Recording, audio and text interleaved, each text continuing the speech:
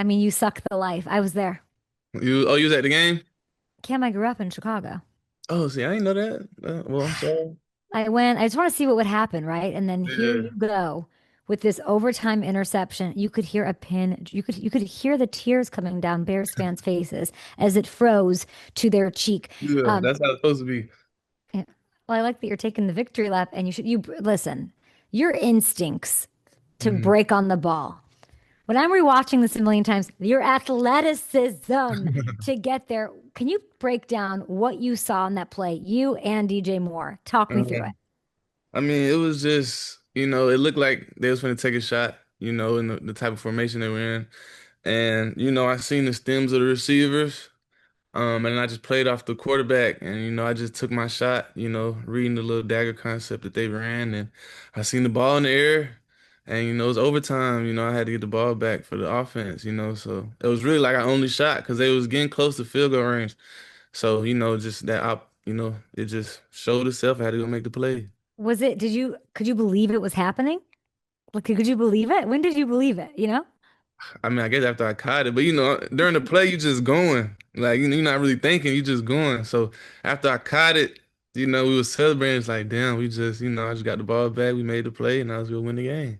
A lot of it's preparation. You made the right read. hmm No, yeah, it's Um, preparation for sure. yeah.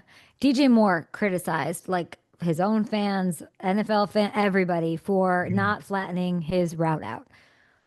What you saw, do you agree with that? I don't know. I'm not on the offensive side. But they can say whatever they want. They at home, we not. So it is what it is. I mean, I think if he flattened his route, you're still making a play on that ball. Yeah, I was gonna make the play regardless. So make tell Chicago fans that. Like it isn't like don't blame No, we DJ, gonna we right? got we gonna let them argue amongst each other. Oh, You know okay. what I'm saying? They gonna self-destruct. After you guys tied Chicago late in the fourth, I noticed Mhm. that your coach in his performance vest brought everybody together and had a little talk, a little brouhaha. I don't know that I've ever seen that before. Does that happen a lot? I mean, yeah, if especially after like a crazy play like that, you never know what, guys on the team thinking. Like, so, that's the just type of guy he was, just to bring us up and make sure we was all on the same page. Like nobody was, down and out about it. Cause I mean, it was true. Like we're going to overtime. That's a whole new game. You can't worry about what happened in regulation because it don't matter no more. It's basically zero Mhm. zero now in overtime. I was at training camp. I didn't get to talk to you, but I spent a Mhm. good amount of time with Coach McVay. And we wrapped our interview. And then I said, give me somebody. I go, Mhm. give me somebody to put my head, I think last year we might have picked Verse. And he goes, Cam Curl. And the second you made that play, Cam, I was like, Sean, like and it sounds like you two have, at least from his side, a pretty strong bond. So what is the biggest effect that your coach has had on you? Man, because they had a big effect on me, man. He believed in me when nobody else did. Going into free agency after that 2023 season, it was like a little rough period for me, but he took his shot on me, man. Did he call Um, you? Like, was it just like, hey, I Yeah, tell me about that? yeah. He called me, and he was just telling me like, he been watching me, like my game, and in Washington, I was basically just like a box safety, just playing in the box, and he was telling me like, you're gonna come here and we're gonna unlock all your other abilities that you ain't been able to show, and that's what he did. What I'm saying? He kept his word on that. He trusts me to play in the back end, deep or in the Yeah. box, and I've been making plays in both, and I appreciate him for taking a shot on me, man. Like when, he ain't even really know me, and he took a shot on me when people in my own building didn't, you know what I'm saying? So So then what was that like after the game? Was there a moment? Did y'all bring it up? Like what was the between yeah, you he and came, coach? after, we walk into the bus and stuff, we were talking in the hallway, man. I was just telling him I appreciate him. And he was basically asking me like what I saw in the play and stuff. And he was just congratulating me, man. And even today he came in just like, man, I'm happy for you. Keep being that dog. I'm happy for you. That's the type of guy he is, man. He wants his guys to win. He wants his guys to play good, and I appreciate him for that. What have you run into Les Snead in the halls lately? Nah, I mean he dapped me up after the game, but nah, I ain't running the list. He be Cam, ducked off. Cam, you're a free agent. I know I am. Do you know if I were you, do you know what I'd be doing? I would be sending What? him clippings, reels, different angles. They Like see they I would watch the make sure, film. I just want you to know, I would make sure that I run into him cafeteria. What time does Les get there? I'd be there. Hey, How you doing? See that play? Look at Nah, what you're they doing. they they watch the film. They know what's going on. No toxie at all. Nothing. We good though. You know how it goes, man. Yeah. I know that your quarterback has ice in his veins late in game. I knew it was going to happen. I was like, whoever has it left. Hmm. Back-to-back game-winning drives over the playoff run. What sharpens him? What elevates his play as these moments get tighter? I feel like it's just the type of guy he is. Like he a killer. Like when it's time to stab him and twist the knife, he know how to do it. And that's just like I feel like you can't really teach that. You just got to be that type of guy, and that's the type of guy he is. So like when I made that pick, and I knew Matthew Stafford was getting the ball, like I knew it was over. Um, Back to the defense. It's so funny that and part of the reason I wanted to talk to you, my producer Cal, who was helping me prepare for this interview, said, I don't know why there's such this like misunderstanding about the secondary. It's Hmm. disrespectful. Yeah. You finished with 13 tackles, two PBUs in what was a dominant performance. And there are idiots out there who question this secondary with the Rams. What is so misunderstood? What's the biggest misconception about your unit?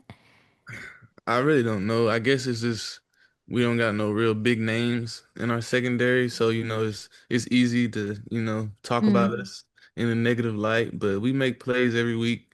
You know what I'm saying? We get the ball back to the offense, so we're not really worried about it. We hear a little bit of it, but we're not worried about it. We just play our game. Do you know that you have the most tackles ever by a Rams DB in a single season? Nah, I didn't know that. That's what's up. That's a lot of Now, time. you need to hire me to be your hype person because you're a little humble. You're a little too like, I don't It's want just the like this is what I camera. do. Like I've been playing football my whole life, so this. So has everyone around you, but you're the only DB this year with 120 plus tackles, two Uh, sacks, two picks.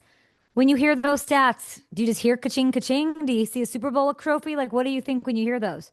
Man, we want that Super Bowl, and the money gonna come after, but we want that Super Bowl for sure.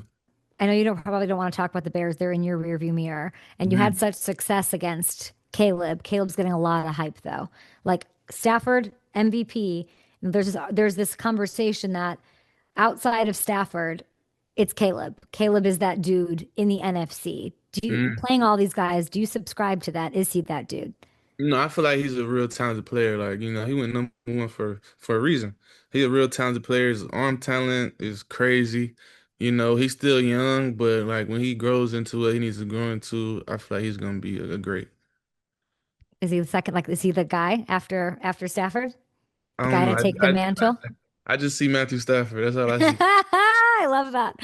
Round three against the Seahawks, like I said, you probably, I bet you know all of Sam Darnold's tendencies. You're doing everything's in your brain right now off the dome. What specifically do you feel like you need to focus on in this third matchup? Sam Darnold's a great quarterback. He put the ball in his receivers' hands real good. But as a defense going into any game, just limiting explosives. Not letting them get anything cheap. Because I feel like the defense we got against any team, it's hard for them to march down the field on us. So as Yeah. long as nobody gets anything cheap, I feel like we're gonna have a good day on defense.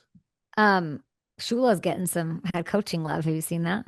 Yeah, yeah. I be seeing a little bit of it. What do you think about that? What do you want to say I about feel like he coach deserves your it, guy? man. He deserves it, man. Shula's a guy, man. He puts us in the right position. He believes in us and he lets us go make plays. So, any love he getting, he deserves it. You know what I like about him? He singles you out. What Mm. is that? You're a leader on this team. What is that? And how have you seen your sort of role change with these 2 years with the squad? Um, yeah, I mean, I try to be a leader, Q-Lake the captain though, but I got a lot of experience in this league, so I give my little tidbits in there too. I feel like Hmm. I'm looked at as a leader as well. But I just like play my role. Like they brought me in here, to be I feel like a tone setter. I'm a hard hitting safety, I make plays and stuff. So I just play my role and just try to help the team win games. What's it like, you and Q and Devontae and Puka? What is that dynamic? Q Lake my dog, man. Puka, Tay, they my dogs, man. But like me and Q Lake, we be on the field together a lot. I missed him when he went down, Mm. just to be on the field with him. But it's He my likes dog. the cameras, that lake. Yeah, yeah, that's why I said Q Lake the media guy. I'm not really the media guy, but and I'm happy for him. He got paid. I'm Yeah. extremely happy for him.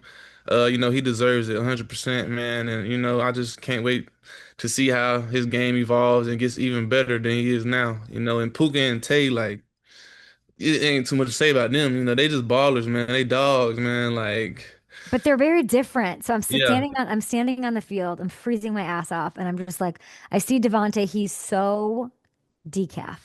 Like he Mm-hmm. is just, Just hey chilling. Tay, what's up? Oh, and I'm like, and then all of a sudden Puka just starts, he's like a human pixie stick. He is just, he is extra caffeinated monster meets Red Bull had a baby. Do you know what I'm saying? Yeah, They're yeah, he a so warrior. different. They're so different. Like, how do you see that dynamic? Because as a fan on the outside, I'm like, these two are alike, but so different. Yeah, they different, but that's always what gels together. Two Yeah. opposites always attract. So, and I feel like they play off each other perfect. Tay, if he need to turn up, Puka gonna turn him up.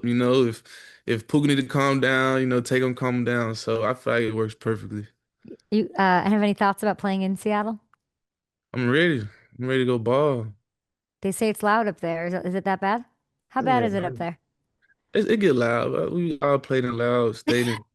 When you at the You might not game, like the you camera, ready. but you answer every question pretty perfectly. I just gotta say, I appreciate it. congratulations. Thank you. I appreciate you Appreciate it. having me. I'll see you hopefully in the Super Bowl. Good luck.